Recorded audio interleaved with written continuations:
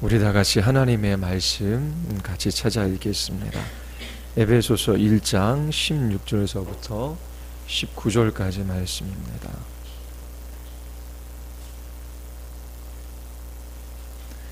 에베소서 1장 16절부터 19절까지 말씀입니다. 우리 같이 함께 읽겠습니다. 내가 기도할 때에 기억하며 너희로 말미암아 감사하기를 그치지 아니하고 우리 주 예수 그리스도의 하나님 영광의 아버지께서 지혜와 계시의 영을 너희에게 주사 하나님을 알게 하시고 너희 마음의 눈을 밝히사 그의 부르심의 소망이 무엇이며 성도 안에서 그 기업의 영광의 풍성함이 무엇이며 그의 힘의 위력으로 역사하심을 따라 믿는 우리에게 베푸신 능력의 지극히 크심이 어떠한 것을 너희로 알게 하시기를 구하노라. 아멘. 우리 말씀 듣기 전에 기도하시겠습니다. 하나님 아버지, 오늘 이 금요일 밤에 저희들이 하나님의 말씀을 듣고 기도하기를 원하나이다.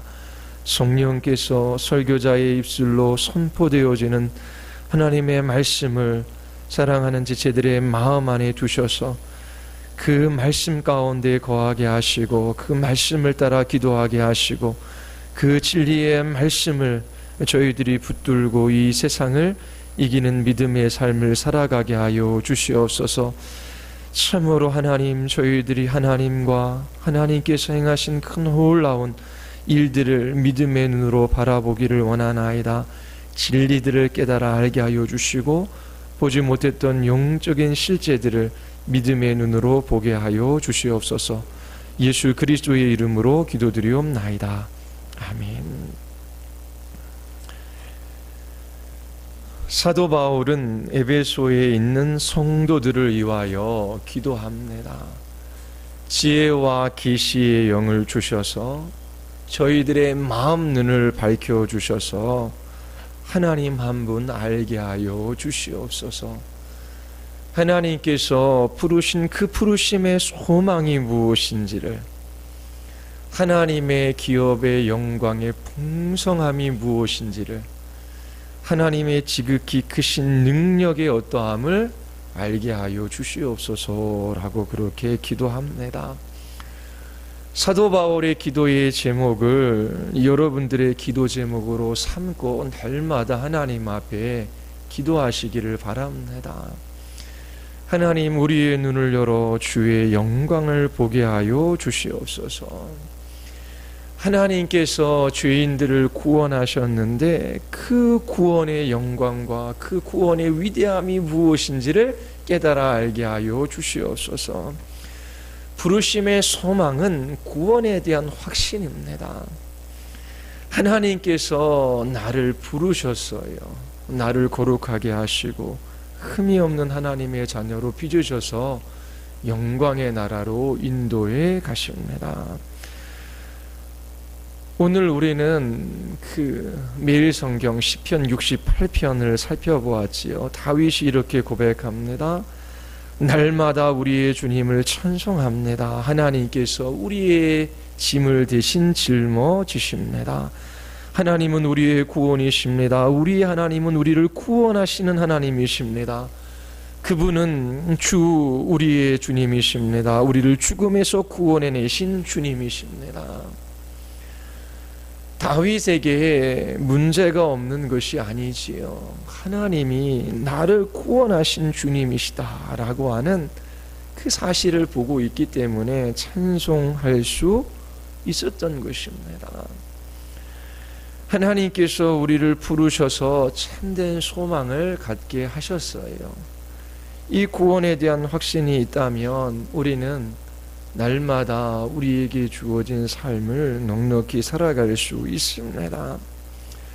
구원받은 하나님의 백성, 그리스도인 된 우리가 누구인지를 안다면, 그리고 하나님께서 그리스도인들에게 주신 것이 무엇인지를 볼 수 있다면 세상 사람들과 다른 삶을 살아가게 됩니다. 그리스도인들은 자신들이 어떻게 하나님의 자녀가 되었는지를 알고 있어요. 여러분들이 하나님을 선택한 것이 아니라 하나님께서 나를 선택해 주셨습니다. 하나님께서 택하신 자녀들에게 주신 하늘의 복이 무엇인지를 그리스도인들은 알고 있어요. 하나님께서 그들을 구원하셔서 어디로 이끌고 가시는지, 그들의 삶의 목적지가 어디인지를 성도들은 분명히 알고 있습니다. 그리스도인들이 오늘 이 하루의 삶을 살아가는데 이 하루의 삶이 어디를 향하고 있는지 분명히 알고 있습니다. 그 길 끝에서 그들은 주님을 만나 배울 것입니다. 오늘날 그리스도인이라고 일컫는 사람들이 하나님의 나라, 내세를 묵상하며 주어질 그 영광스러운 날들을 기다리며 살아가기보다도 오늘 지금 나에게 주어진 것들에 더 큰 관심을 가지고 살아갑니다. 지금 살아가는 이 현세에 더 많은 마음을 두고 있지요. 지금 여기에서 살아가는 그 삶이 중요합니다. 그런데 그 삶을 다가올 미래, 하나님의 나라로 규정하고 파악하지 않으면 오늘을 제대로 그리스도인들은 살아갈 수 없습니다. 사람들은 때로 기독교 신앙이 내세 신앙으로만 기운다라고 그렇게 비판합니다. 내세 신앙 때문에 세상 일에는 무관심하고 이 세상으로부터 도피하는 삶을 살아간다라고 말하기도 합니다. 그러나 그리스도인들의 삶은 오늘과 내일이 분리되지 않아요. 현세와 내세가 분리되어 있지 않습니다. 하나님의 나라를 묵상하며 우리의 걸어가는 그 길 끝이 어디인지를 알고 있는 사람들은 오늘 확신을 가지고 하나님 앞에 살아갈 수 있습니다. 그리스도인의 오늘의 삶은 과거가 규정하는 것이 아니에요. 미래에 이루어질 일들, 하나님의 나라가 오늘 우리의 삶을 규정하고 우리의 삶을 이끌어 갑니다. 그래서 그리스도인들은 확신을 가지고 오늘을 살아갈 수 있습니다. 장래에 반드시 하나님의 나라가 이 땅에 임하는 것을 알고 있기 때문에 그들이 분명히 장래에 이루어질 일들을 보고 있기 때문에 오늘 확신을 가지고 이 하루의 삶을 살아갑니다. 하나님의 나라에 대한 소망 때문에 오늘을 포기하거나 이 땅의 삶을 하찮게 여기지 않아요. 천국이 나에게 주어졌기 때문에 나는 어차피 천국 갈 사람이기 때문에 마음대로 살아가자, 그런 생각을 그리스도인들은 갖고 있지 않습니다. 하나님 나라에 대한 확신은 오늘 이 땅에서 그리스도인으로서 이 한날을 확신을 가지고 살아가게 만듭니다. 그리스도인들은 내일에 대한 확신이 있기 때문에 오늘 힘있게 이 하루를 살아갑니다. 내일 곧 미래에 대한 소망이 없다면 확신을 가지고 오늘을 살아갈 수 없어요. 비그리스도인들 중 수많은 사람들이 내일을 알고 싶어요. 그래서 점집을 찾아가지요. 점쟁이로부터 좀 확신 있는 소리를 들으면 좀 마음의 안도감을 가지고 그 하루를 살아가게 됩니다. 일제강점기 때 많은 사람들이 독립운동을 했어요.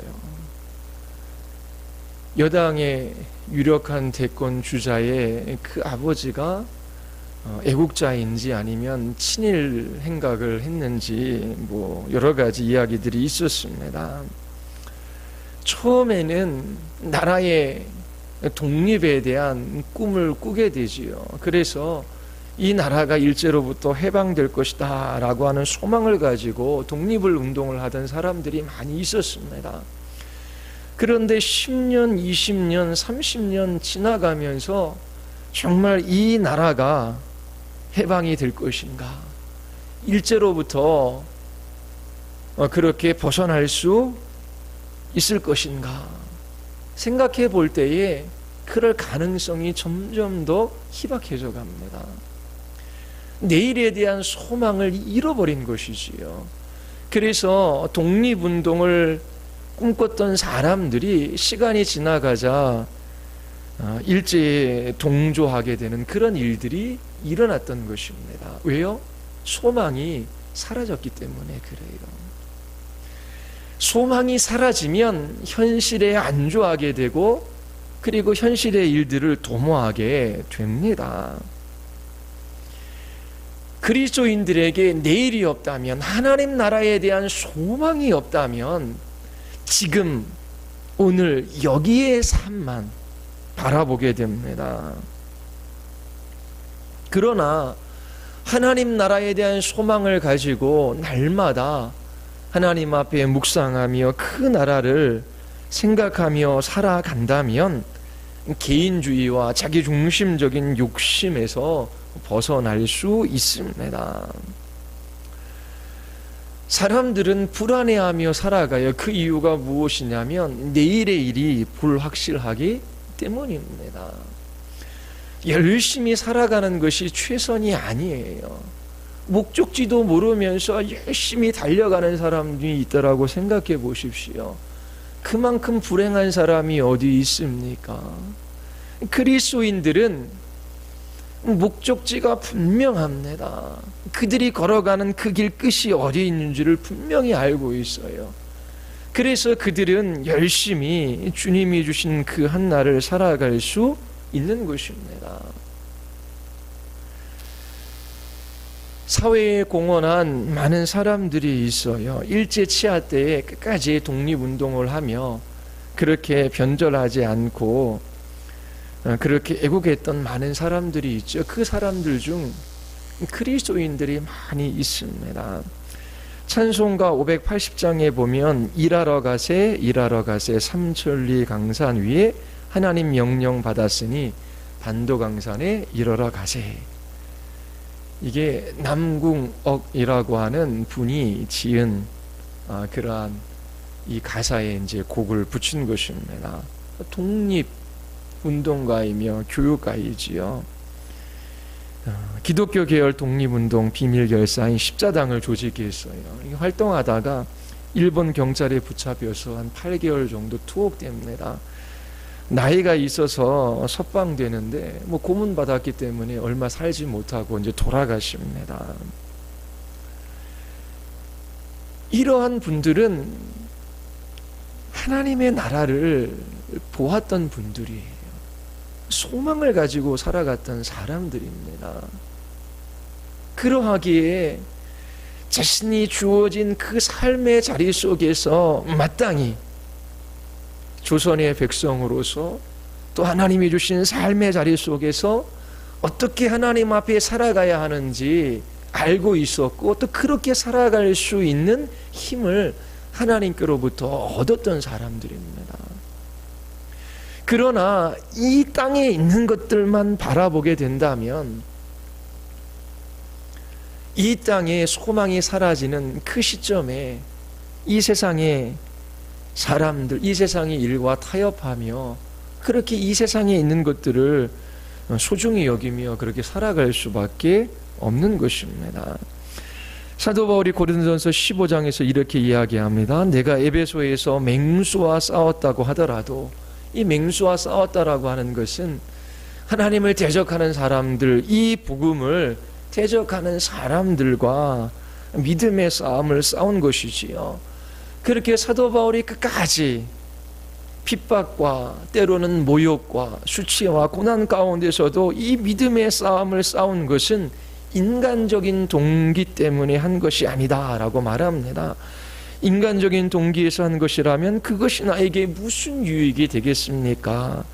만일 죽은 사람이 살아나지 못한다면 내일이면 죽을 터이니 먹고 마시자 할 것입니다. 사도 바울이 에베소에서 끝까지 믿음의 선한 싸움을 싸울 수 있었던 동기는 인간적인 동기가 아니에요.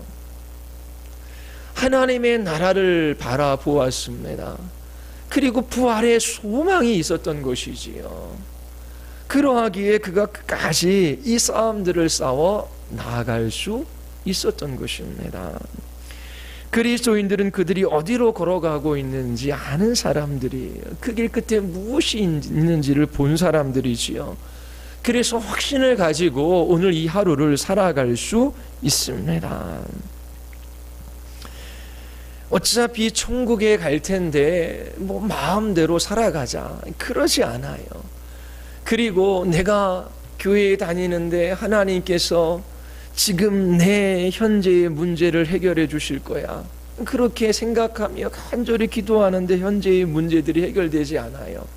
그러면 해결되지 않은 그 문제 때문에 힘들어하며 하나님은 살아계신 거야, 안 계신 거야 라고 하며 불평하며 그렇게 살아가지 않아요. 하나님께서 하나님의 나라를 우리에게 예비하셨고, 그리고 우리의 삶은 그 나라를 준비하는 삶이라고 하는 것을 분명히 알고 있지요. 그리고 하나님께서 우리를 어떠한 영광의 자리로 부르셨는지를 알고 있습니다. 우리에게 임할 하나님의 나라가 얼마나 복된지를 그렇게 보고 있는 사람들이지요. 이것이 무엇인지를 알지 못한다면 이 세상에 질 수밖에 없습니다. 끝까지 하나님의 나라에 대한 소망을 가지고, 확신을 가지고 하나님 앞에 오늘의 삶을 살아가야 하는데, 그 소망이 희미해지면 지금 당장 눈에 보이는 그 현실이 커 보이고, 그리고 그것에 매여 살아갈 수밖에 없는 것입니다. 뭐 정식 코스 요리를 먹으면 마지막에 이제 그 본 요리가 나오죠. 메인이 나옵니다.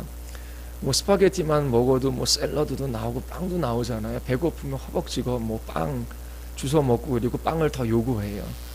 빵 먹어서 배불러지면 나중에 메인 요리가 나와도 그게 그렇게 맛있지가 않아요. 뭐 이해가 될지 모르겠지만 이 땅에 우리에게 주는 즐거움이 있어요. 그리스도인들은 그 즐거움을 배척하며 금욕주의적인 삶을 살아가는 사람들은 아닙니다. 그런데 이 세상에서 누릴 수 있는 것이 많이 있어도 그리스도인들은 절제합니다. 누릴 수 있다고 해도, 죄가 되지 않아도 그 모든 것들을 다 누리려고 하는 사람들이 아니에요. 때로 형제의 유익을 위하여 자기 자신에게 주어진 자유를 포기하며 살아갈 줄 아는 사람들이에요. 세상에 유혹이 있어요. 그러나 그것을 피할 수 있는 사람들이지요. 왜 그렇습니까? 그런 힘이 어디서 납니까? 장차 성도들에게 주어진 그 하나님의 기업의 영광의 풍성함이 무엇인지를 알고 있기 때문에 그래요. 이 세상에서 나에게 주어진 모든 복들을 마음껏 누리며 이 세상 사람들보다 이 세상에 있는 것들을 더 즐거워하며 그렇게 살아가다 천국 가자, 그런 거 없습니다. 그리스도인들은 이 땅에서 고난을 받아요. 환난이 있어요. 그리고 이 땅이 그들이 살아갈 본향이 아닙니다. 주님께서 영원한 나라를 위하여 이 땅에서 잠시 준비하는 삶을 살아가게 하셨습니다. 신앙생활, 신앙이 약한 사람들, 그리고 이 땅에 있는 것들이 너무나 커 보이는 사람들, 믿음의 싸움을 싸우기를 포기하는 사람들, 그런 사람들은 하나님께서 자기를 부르셔서 주님의 자녀 삼아주신 것, 이 그리스도인이 된 것이 무엇인지를 잘 몰라요. 뿐만 아니라 어떠한 영광의 자리로 하나님께서 우리를 초대하셨는지 잘 알지 못하기 때문에 그렇게 살아가는 것입니다. 그래서 사도 바울은 에베소에 있는 성도들을 위하여 기도할 때에 하나님의 기업의 영광의 풍성이 무엇인지를 저희들이 알 수 있게 되기를 간구한 것입니다. 하나님의 기업이 무엇입니까? 두 가지로 해석할 수 있어요.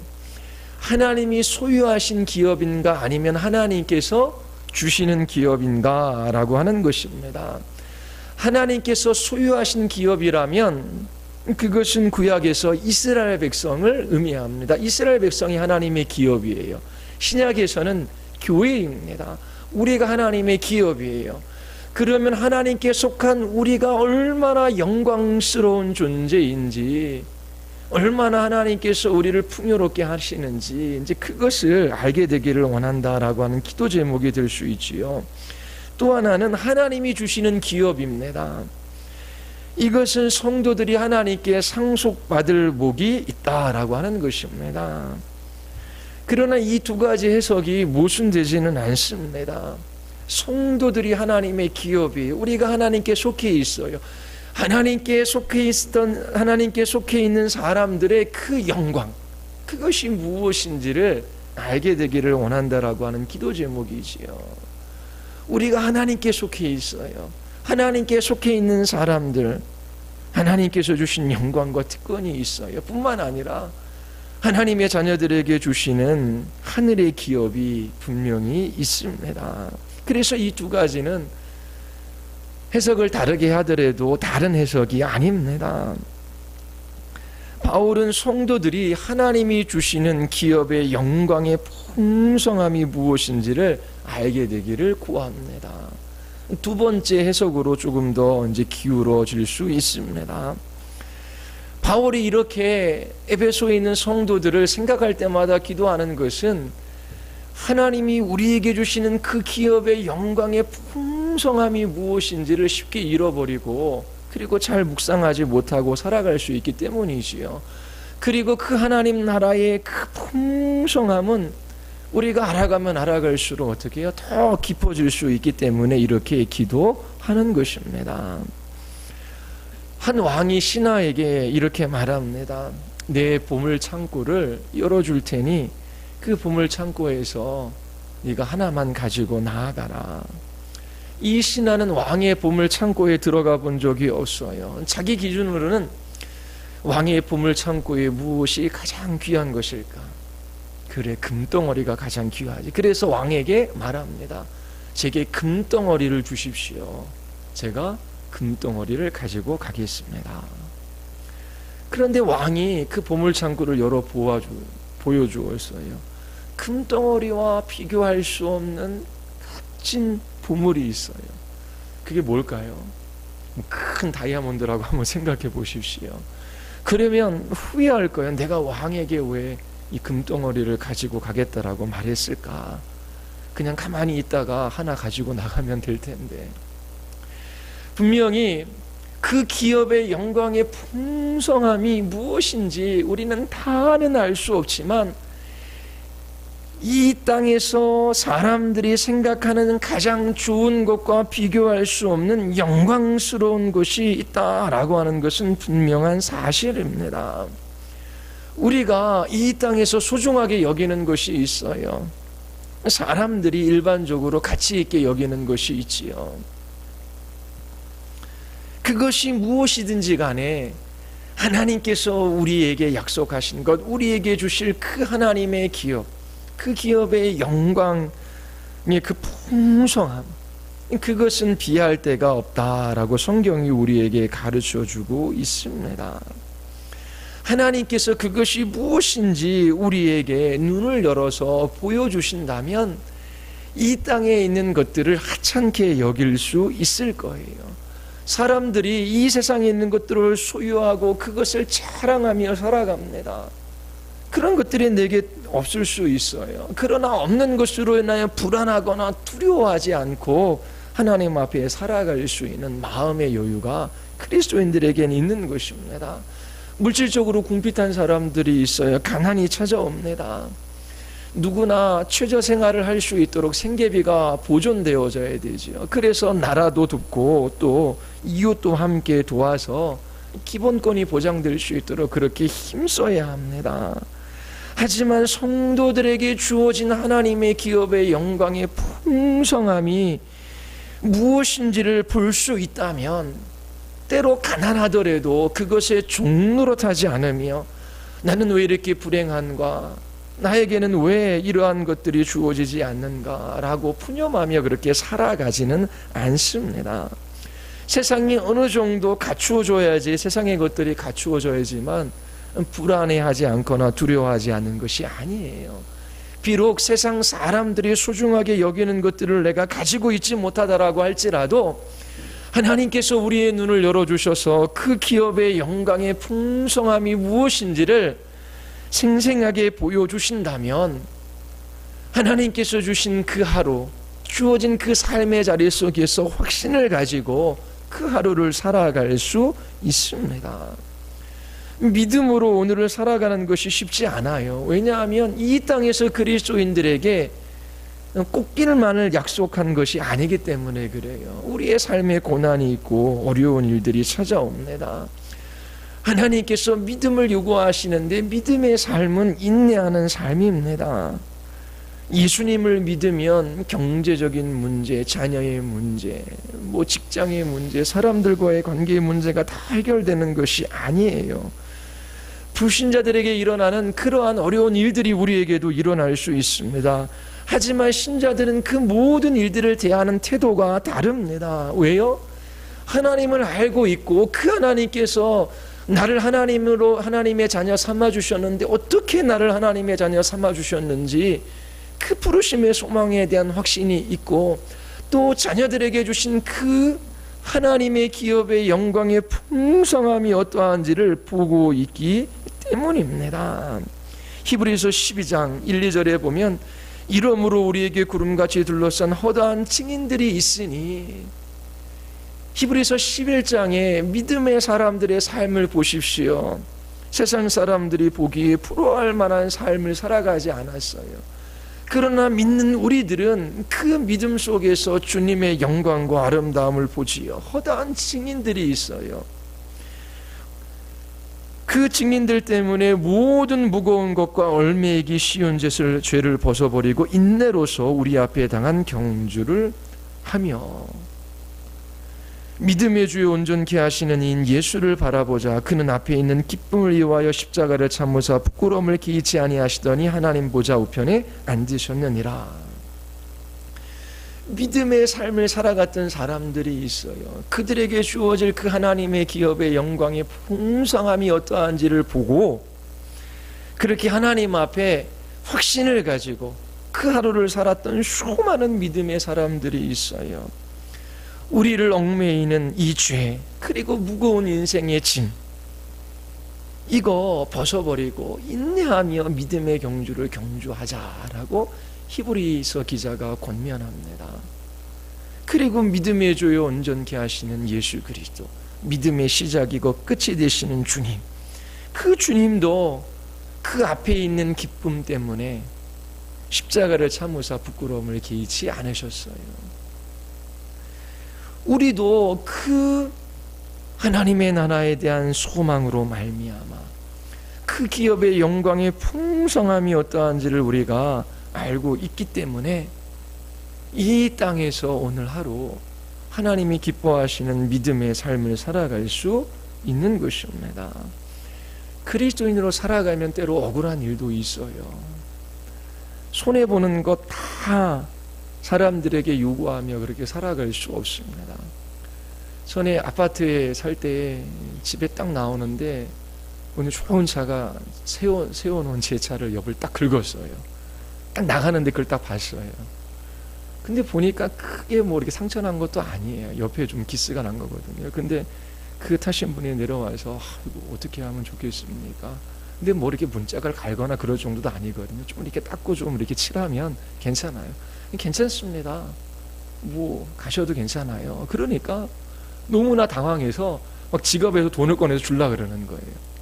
너무 돈을 주려 그러니까 제 마음에 이거 나중에 제가 이게 고소를 하거나 뺑소니로 그럴까봐 저 사람이 그런 생각이 들 정도로 막 돈을 주려고 그러는 거예요. 괜찮습니다. 이거 별거 아닙니다. 그러면서 그렇게 보냈던 기억이 있어요. 물론 제 차가 좋은 차가 아니기 때문에 그냥 좀 기스나도 괜찮아요. 근데 보통 이렇게 차를 긁고 지나가면은 나중에 청구서가 올라오는데 문짝 조금 긁었는데 100만 원, 200만 원 그렇게 청구하는 사람이 있어요. 그러면 뭐 그런 사람들에게 가서 다 따지며 사시겠습니까? 때로 우리는 그러한 억울한 일도 당하고 또한 손해도 봐요. 우리가 그렇게 살아갈 수 있는 이유는 하나님 나라가 우리에게 약속되어졌기 때문이고, 그 영광의 그 기업의 영광의 풍성함이 무엇인지를 조금이라도 알고 있기 때문에 그래요. 그래서 악착같이 이 세상에 있는 사람들처럼 손해보면 다 받아내고 그 이상으로 받아내며 살아가려고 할 필요가 없어요. 출애굽 1세대들이 약속의 땅으로 들어가지 못했지요. 광야에서 다 죽었어요. 몇 가지 이유가 있습니다. 첫 번째, 그들을 구원해내신 하나님이 어떠한 크신 능력으로 그들을 구원해내셨는지 그 하나님과 하나님의 능력을 잃어버렸어요. 생각하지 않는 것입니다. 두 번째, 적과 끓이 흐르는 그 땅에 들어가는 것보다 지금 현재의 문제들을 더 중요하게 생각해요. 그래서 지금 먹을 것 마실 것 없는 것 때문에 불평합니다. 그들의 목적지가 어디인지를 바라보며 살아가지를 않은 거예요. 세 번째, 그 땅이 얼마나 풍성한지 그것을 제대로 보지 못했기 때문이지요. 10명의 정탐꾼들이 이스라엘 자손 앞에서 정탐한 땅에 대해서 악평합니다. 거주민을 삼키는 땅이라고 말해요. 대다수의 이스라엘 자손들은 그 10명 정탐꾼의 보고를 믿지요. 하나님께서 적과 끓이 흐르는 땅을 주셨어요.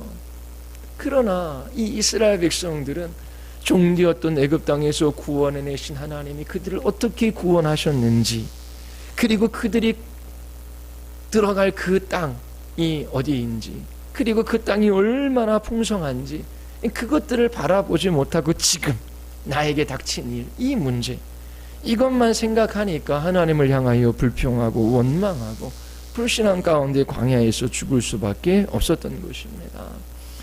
하나님의 기업의 영광의 풍성함이 무엇인지 성경에서 다 우리에게 이야기해 주진 않아요. 언어의 한계 때문입니다. 언어의 한계 때문에 그래요. 그러나 그 기업의 영광스러움에 대한 그 맛보기를 우리에게 하나님께서 보여주시는 것들이 있어요.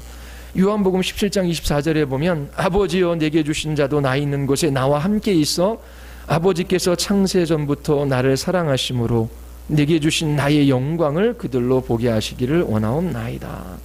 내게 주신 자도 나 있는 곳에 나와 함께 있어 어떻게 해요?